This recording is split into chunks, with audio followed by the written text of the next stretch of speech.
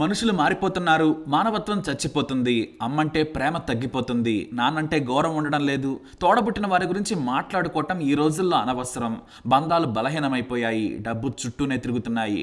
డబ్బులు ఇస్తే మంచివారు, సాయం చేస్తే గొప్పవారు. ఎన్నిసార్లు సాయం చేసినా, ఎంత మంచితనంగా ఉన్నా సరే, ఒక్కసారి ఏమాత్రం మనం ఇబ్బందుల్లో ఉండి ఆదుకోకపోతే ఆ బంధాలు తెగిపోతాయి. ఇలా చెప్పుకుంటూ పోతే ఎన్నో ఘోరాలు చూస్తున్నాం.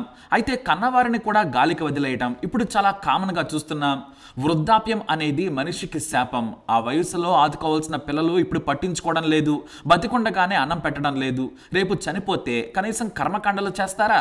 అన్నదమ్ములు కొట్టుకుని దశదిన కర్మైనా చేస్తారా? ఇన్నేళ్లు బతికి కష్టపడి పిల్లలను పెంచి సమాజంతో కలిసి బతికిన మనిషికి మరణం తర్వాత చేసే కొన్ని ఆచారాలుంటాయి. కొన్ని పిల్లలు తీర్చుకునేవి, మరికొన్ని తల్లిదండ్రులు కోరుకునేవి. వాటిలో ముఖ్యమైనది దశదిన కర్మ. పిండ ప్రదానం తర్వాత బంధువులకు, గ్రామంలోని వారికి భోజనాలు పెడతారు. ఇది మన సంప్రదాయం. మనిషికి 9 నెలల గర్భంలో ఉండడం పిండంతోనే మొదలవుతుంది. చివరి తంతు కూడా పిండ ప్రదానంతోనే జీవితం పూర్తవుతుంది. పెద్ద కర్మ తర్వాత ఆ చనిపోయిన వ్యక్తి ఆత్మకు మరో శరీరం దొరుకుతుందనేది చాలా మంది నమ్మకం. మరికొంతమంది నమ్మకం ఏంటంటే వారి ఆత్మ శాంతిస్తుందని. ఎందుకంటే చివరిసారిగా చనిపోయిన వ్యక్తిని తలుచుకుని ఆ కుటుంబ సభ్యులకు ధైర్యం చెప్పి కలిసి భోజనం చేయటమే మన ఆచారం. సింపుల్ గా చెప్పాలంటే ఈ కర్మలు చేయటం వలన ఆ కుటుంబం బాధలను కాసంతైనా మరిచిపోతుందని పెద్దలు చెబుతారు.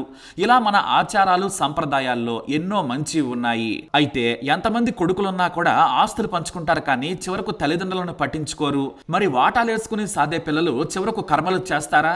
సరిగ్గా ఇలాంటి భయమే కృష్ణా జిల్లా పెడన మండలం ముచ్చర్ల గ్రామంలోని వృద్ధురాలు రంగమ్మకొచ్చింది. ఆమెకు 4 కొడుకులు. ఆస్తిని పంచిచ్చింది, చదివించింది. అందరూ బాగా సెటిల్ అయ్యారు. కాకపోతే అందరూ ఓ చోట ఉండరు. పిల్లలున్నప్పుడు తాను అందరినీ ఒకే చోట ఉంచి పెంచింది. కానీ తాను వృద్ధురాలయ్యాక మాత్రం వాటాలేసుకుంటున్నారు. ఒకరి దగ్గర 6 నెలలు, మరొకరి దగ్గర మరో 6 నెలలు ఉండాల్సి వస్తుంది. అది ఆమెను బాగా ఇబ్బంది పెట్టింది. కొన్నాళ్లకు చాలా బాధనిపించింది. కొన్నిసార్లు కొడుకులు కటువుగా మాట్లాడేవారు. దీంతో ఆమెకు ఓ భయం వేసింది. నేను చనిపోయిన తర్వాత కొడుకులంతా కలిసి పెద్ద కరమైనా చేస్తారా?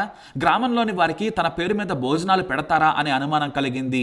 సరే, చేసినా ఏదో చేయలేదన్నట్టుగా తూతూ మంత్రంగా చేస్తే తనకు అవమానమని భావించింది. వెంటనే కొడుకులను పిలిపించింది. నేను బతికి ఉండగానే పెద్ద కర్మ భోజనాలు పెట్టండి. పిండ ప్రదానం చేయటం బాగోదు. అది చేస్తే మీకు పాపం తగులుతుంది, కానీ మీకు పుణ్యం వచ్చే పని చేయమని కోరింది. మొదట కొడుకులు వద్దన్నారు. కుటుంబ సభ్యులు కూడా కోపడ్డారు. కానీ చివరకు తల్లి మాట విన్నాక ఆలోచించారు.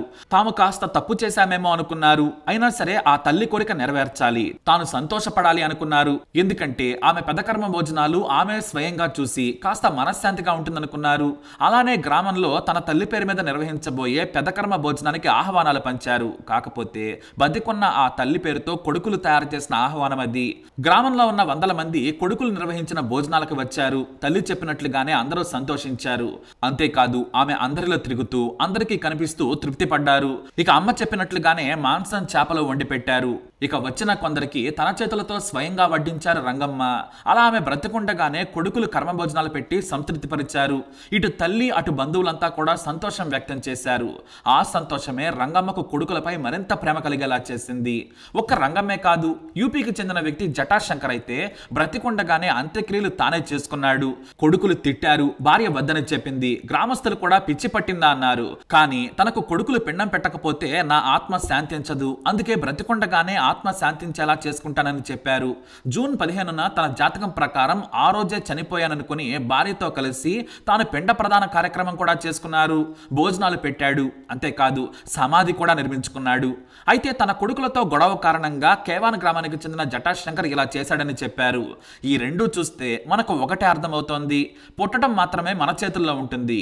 మనకు పుట్టిన పిల్లలకు సంతోషంగా పేర్లు పెడతాం, వేడుకలు చేస్తాం. కానీ మనం చనిపోతే కనీసం మనకు చివరి క్రియలు కూడా సరిగ్గా చేయరనే అపనమ్మకం రోజు రోజుకి పెరుగుతుంది. మరి ఈ మాటలపై మీరేమంటారు? మీ అభిప్రాయాలని కమెంట్ ద్వారా తెలియజేయండి. ఈ వీడియో అప్డేట్స్ కోసం మై ఛానల్ ఫాలో అవ్వండి. తప్పకుండా ఇన్ఫర్మేషన్స్ కోసం లైక్ చేయండి, షేర్ చేయండి, సబ్స్క్రైబ్ చేసుకోండి.